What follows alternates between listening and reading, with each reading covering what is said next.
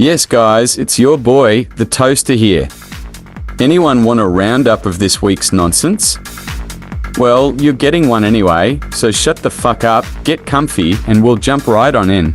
On Monday, I began the week by finally managing to get on a TikTok battle with one of the island boys. I quickly annoyed him when I showed him my personality. He didn't appreciate being repeated at and spoken over, so I told him I would be seeing him soon when I go to Miami with my friend, Sheikh Abdul, and I challenged him to a fight. The island boy couldn't leave me fast enough, and after he left, I went on with Mr. Enthusiasm, Brett Boy, where we discussed my status on TikTok not being at the level it should be, and this was down to everyone else's actions, but mine. I was heard telling Brett that I feel I deserve £10,000 a week in gift money for sitting in my bedroom, providing absolutely nothing of value to a tiny viewing audience for 50 hours a week. After lunch, I moved the live outside and I boarded a bus headed to Harrods to do some screaming, stopping along the way to film a homeless man while I gave him food, figuring filming him at his lowest moment in life would make good content and go viral. The video failed to go viral though. It only served to show everyone, once again, that my attitude towards the homeless is purely for my own selfish greed, and I still don't understand the true nature of charitable work because I am a self-absorbed, stupid little man-child. Okay, let's go. And then, arriving at Harrods shortly after, I didn't spin in too many circles, but spent a lot of time pretending to laugh, and fuck knows what, which was really fucking creepy. On Tuesday, I was in court, and the entire internet waited with eager anticipation to hear the news they all longed to hear, that I was finally getting sent to prison, or at least removed from social media. Unfortunately for everyone, I wasn't sent to prison, and was back to screaming and spinning in circles outside the Ritz shortly after lunchtime, shouting a newly unlocked catchphrase that I was a North London superstar.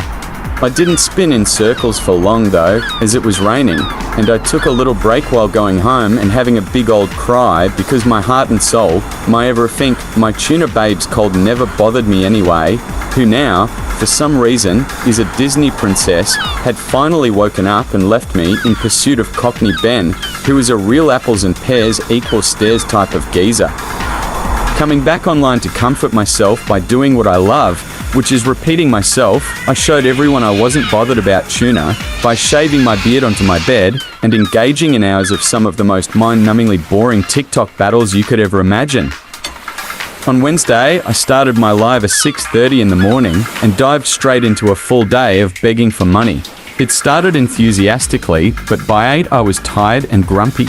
The bot comments from last week continued as Captain Matt still hadn't been arrested for annoying me, and my frustration and anger at not being able to control the situation led me to take my anger out on my moderators. I first barked at my mods to spend all their time unblocking tens of thousands of accounts, while simultaneously demanding they block all of the bots, while I sat there doing nothing but TikTok battles and blocking even more people, while expecting large sums of money to be handed to me, and when I was given nothing and kept losing, I blamed my moderators for not tapping enough and said I need new mods, ones who could do 3 things at the same time.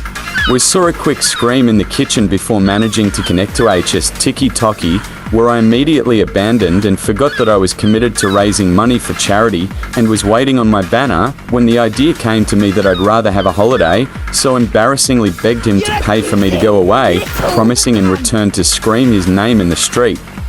And on Thursday, I spent the morning engaged in more meaningless TikTok battles. Interestingly, I said that I felt I deserved 5,000 viewers, which showed the strange inner workings of my infantile mind that cannot see that for 2 years I've seen nothing but decline in every measurable aspect, apart from the hate I generate against me, which has been on an upward trend since day one. I'm not sure at what point I will realize that pretending to be famous isn't really working out for me and move on, but the day itself moved on and I went out on a bus and tried to defend the indefensible when G-Crew joined me to inquire as to why, on the previous day, I had said aloud to my viewers that one of his friends was inventing a traumatic experience that she was upset from. I had been watching their live, and hearing her crying wasn't enough for me to believe she was telling the truth, because I think everyone is lying. In my world, lies and jealousy fill my tiny personality, so naturally feel that this is the same for everyone, unable to ever learn that I am truly unique